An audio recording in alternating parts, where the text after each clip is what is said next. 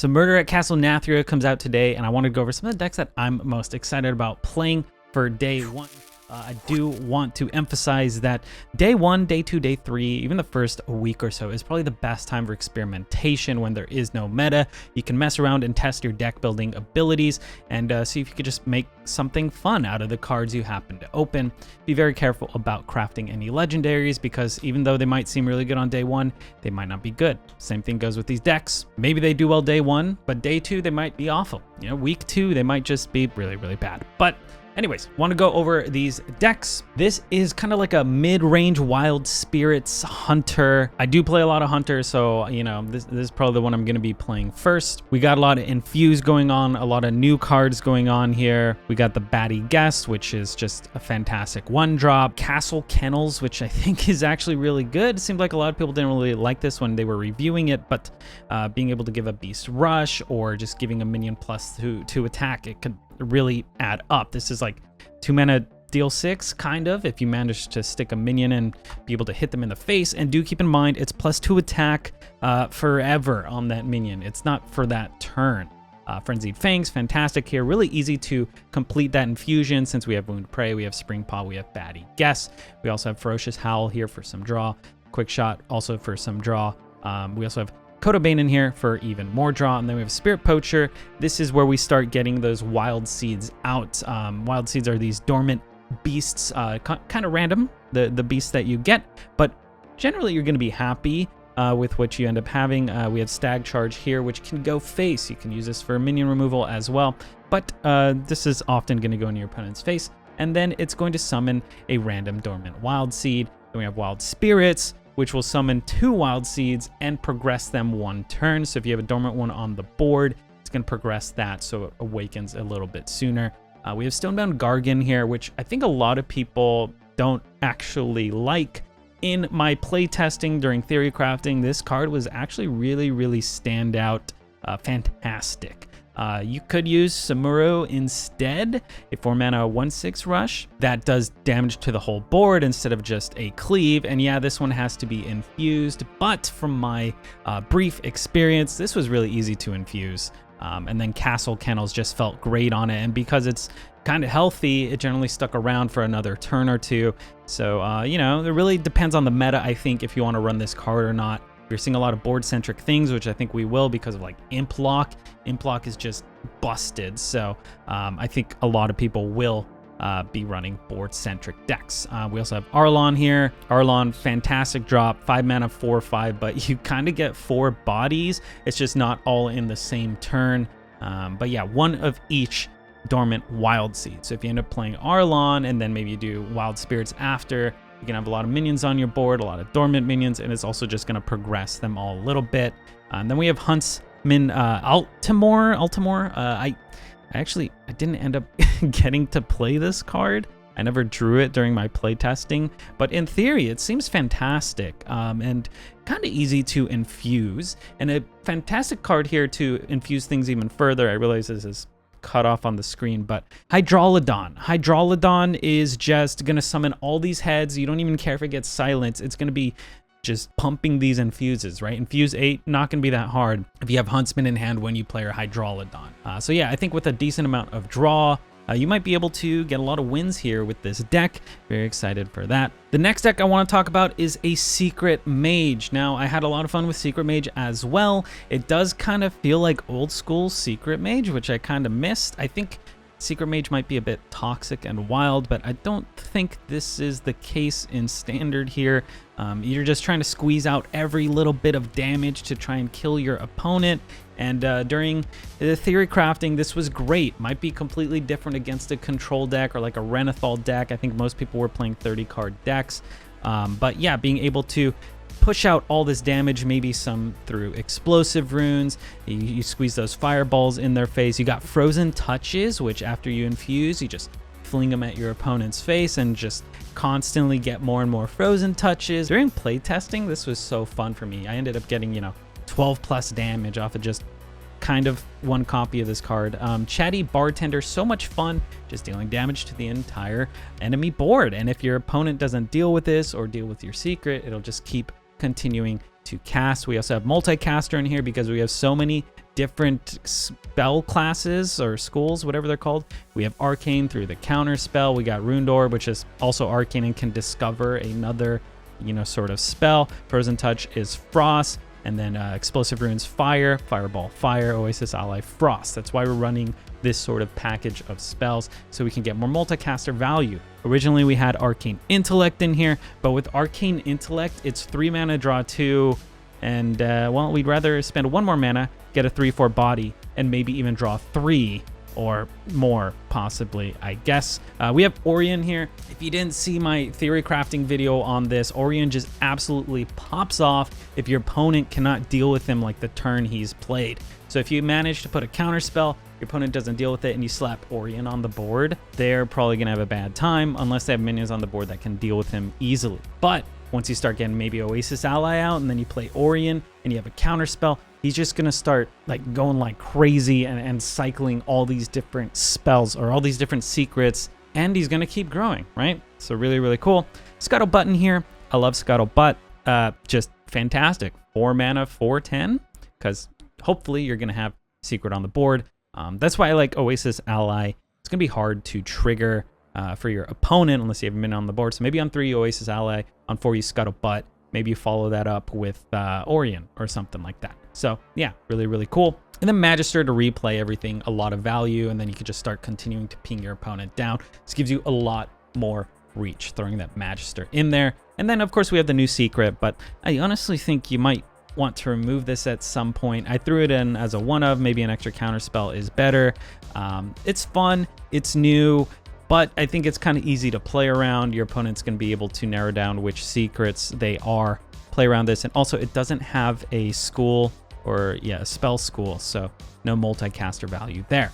The next deck I want to talk about is this warrior deck. I am excited about what are we calling it? Hurt Warrior, Enraged Warrior, Temple Warrior, Imbued Warrior. I don't know what you want to call it. I don't know what the name is going to end up being, but it feels so much, it's so fun. It reminds me of the old warrior decks that I used to really enjoy, like Tempo Warrior.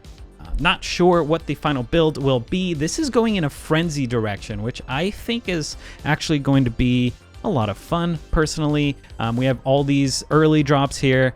You throw out the Envoy, then you can hit with the Sanguine Depths, or Anima Extractor is on the board, and then you just start doing massive AoE damage to your whole board and buffing something up. We got the Whirling Combatant here, Anchorman, and we also have Sorfing for that nice frenzy package here. I really, during playtesting, enjoyed the Whirling Combatant and Frothing Berserker sort of combo. It just seemed really, really good. And I even threw Burdens of Pride in here, so maybe Burden of Pride to get a lot of minions on your board that your opponent can't easily deal with. Maybe you have a Frothing Berserker still on the board that's able to attack, and then maybe you like Whirling Combatant, hit the Whirling Combatant with the Sanguine Depths to trigger the Frenzy, and then you do 2 spins to the whole board, and your Frothing Berserker just gets absolutely colossal. And then Imbued Axe, so much fun here. Really excited about this weapon. Just hopefully get this infused, start swinging away, buffing up your board. That's why we have the Bloodhoof Brave. I think this actually might be droppable, honestly. The Bloodhoof Brave it seems like a bit of a flex spot. We have Olgra in here. Olgra gets big, slaps everything. This does hit your opponent's face. When I first read this card, I didn't realize that, and when I was doing theory crafting, a lot of people also didn't seem to realize that. This hits all enemies, not all enemy minions. Yeah, and then we got Rokara in here because hits face for a lot, makes your hero power, aggressive, can also enrage your own minions. So I think maybe we want to drop the Bloodhoof Braves for like Cruel Taskmasters or something like that. Taskmasters? Yeah. And then, I don't know, maybe end up dropping the Frenzy package, but I thought it was a lot of fun. Oh, should probably address, we do have a Pirate package in here with the Scamps, the Obsidian Smiths, and the Anchorman, just to get a nice little bit of draw here. 1 copy of Riot just for fun, but I'm not sure if this really belongs in here, but it's a new card.